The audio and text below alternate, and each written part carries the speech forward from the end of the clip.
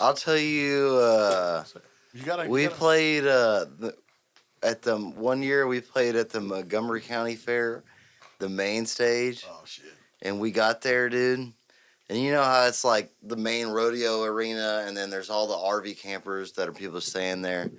And we were like, it was like that. We were like, dude, this is a big gig. Like, we're gonna fucking kill it.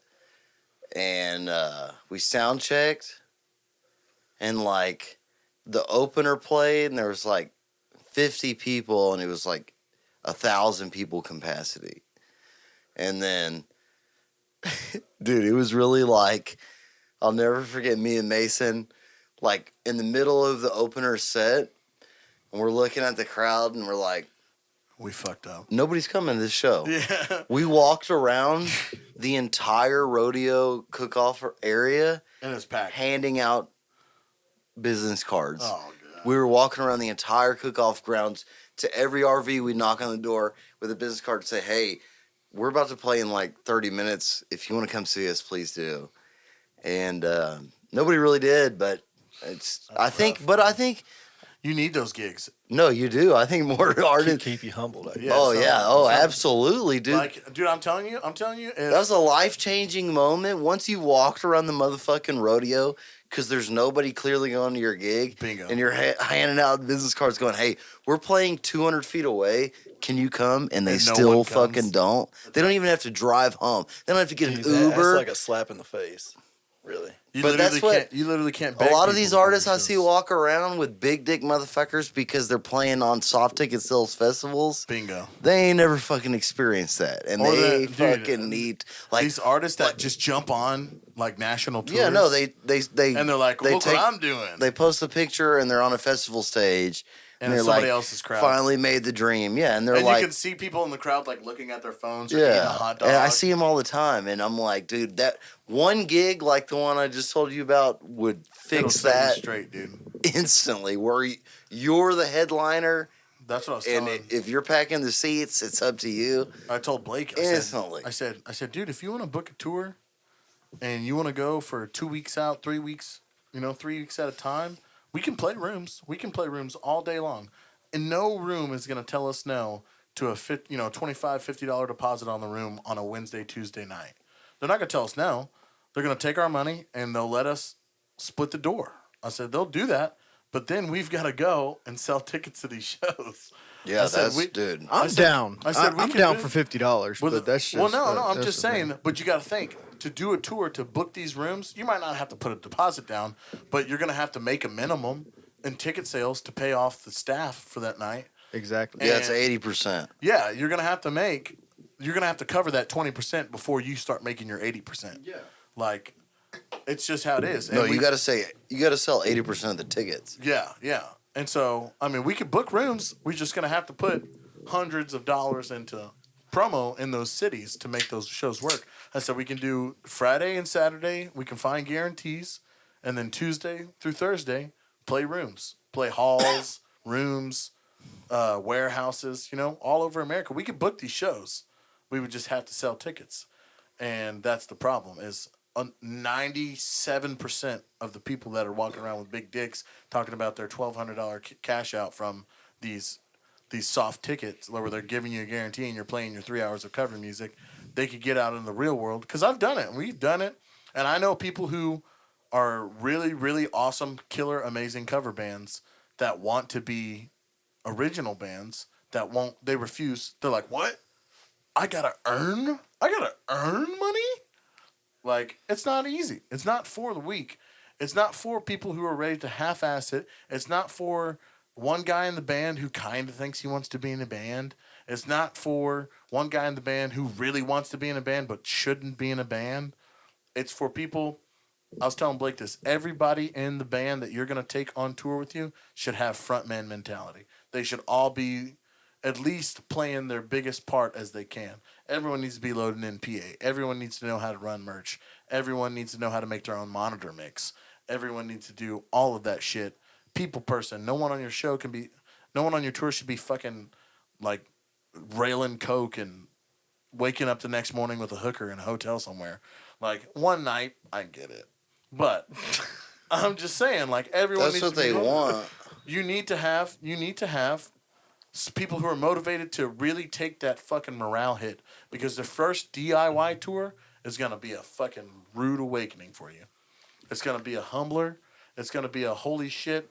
Did we really just pay $800 in gas in the hole for this tour? This is what we made, is negative $800. Oh yeah, I don't really see the point in touring. There's just I do. I say if you've got traction, like if all your videos are going viral, like you're getting 20K to 100K on every video you're posting for a month or two, or not every, but the majority of your videos, like it's worth it, because you could probably put together a couple of killer shows, DIY shows, and you could build a fan base. I think it's just better. It looks good. I think it's better to just go out in a circle. Yeah, go like this. Yeah, that's what I do. Yeah, I'm not talking about like a crazy tour. I'm talking about 2 weeks, 8 dates or something like that. Yeah, you can do. I mean, I would just start in Texas and see how that goes. And if you do good, you kill it. Do you know the craziest thing, bro? And this is really wild. Like, looking at our Spotify streams, 90% of them are in Canada. Canada, yeah. Well, Canada likes shitty country music. So. Bro, they found the right band. I'm just kidding. Yeah. Retweet. Well, it's not even country. That's the thing that kills me. But yeah, still. Dude. That's how I feel like that's how it goes, dude. You start like when you're first, like you're doing your first couple records. Because I remember, dude, when I first started, it was all Wales, dude. I was getting like hundreds of streams a week in Wales. And I was like, what the fuck? How is this happening? How are these people listening? But it's most of the time it's just like random Spotify playlist you get put on. Like just random people coming across your page. Like one time we played a show in downtown Tulsa at the Hunt Club, and some people came from Arkansas to see us. Like this group of women. And I was like, how did you guys find out about our band? And they're like, oh, one day one of your Instagram ads came across our page, and we saw your music video or whatever it was. Because then that's what it was. We had a pretty killer music video. And I was like, holy shit. I was like, you guys drove 6 hours to get here, or 7, whatever it was. And they're like, yeah, we're only here for you. Because we were opening for like an alternative band. And at the time, we were like country. But we knew these guys and this alternative band personally. And they gave us the show for a $200 guarantee. And it was just a routing show. It was just a routing show on like a Thursday.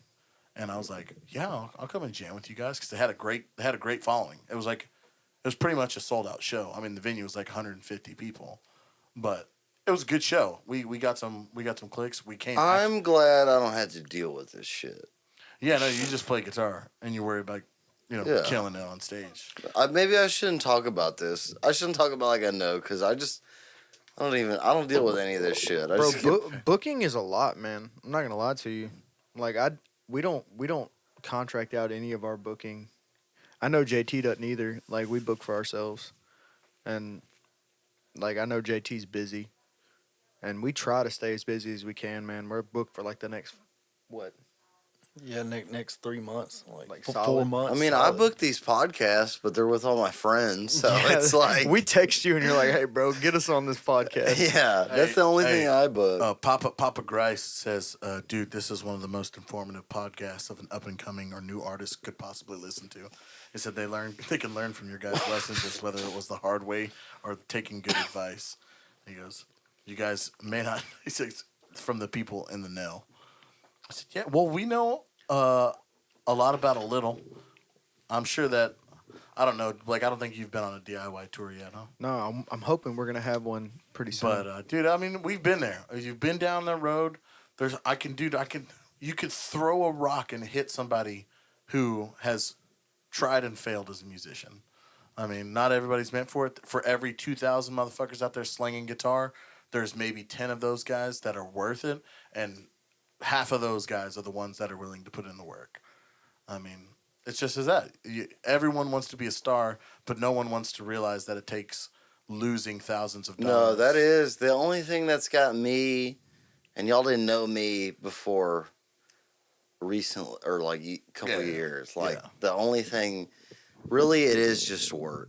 Hard work. It really is just work. And the only thing that the people that that give up are they just can't handle the work. It really is work. Because that's why when motherfuckers tell me that always like, oh, Dalton, you're so good at social media. And I'm like, it's offensive to me when you say like, because you're insinuating like I have a natural talent to like have followers. To just I'm be like, this good. I'm like, dude, if you went back and looked at my first post, they got 5 views, just like yours does. I was like, it's insulting because I literally just do it every day. Yeah, bro. Like we had to build that. Yeah, like I posted for a year, and then I got a video that went over 1 million views. It took me. It took. If you want a video on social media to get over 1 million views, you have to post every day for a year. 3 or 4 You have times. to make. If you can do 3 or 4, but if you can post once a day, it might take you 2 years. But like, oh, I want to go viral on the internet. I'm like, how much do you post? Like, I post once a month. I'm like, you're never gonna go viral. Like, you don't even. If you even you gotta do at least 3 or 4 months. But you have to fucking shit up. You have to think about it. If you think about it more on like a primal level of like your relationship with the program, like if you only post like the algorithm software controls all social media, so if you want to go viral, you have to train the program what it can feed you to that will most respond. And you posting once a month, you're not giving the program enough information so that it knows who to provide your videos. You got to think about that kid who just reads news, like just shit that's happening, or just random shit that's happening.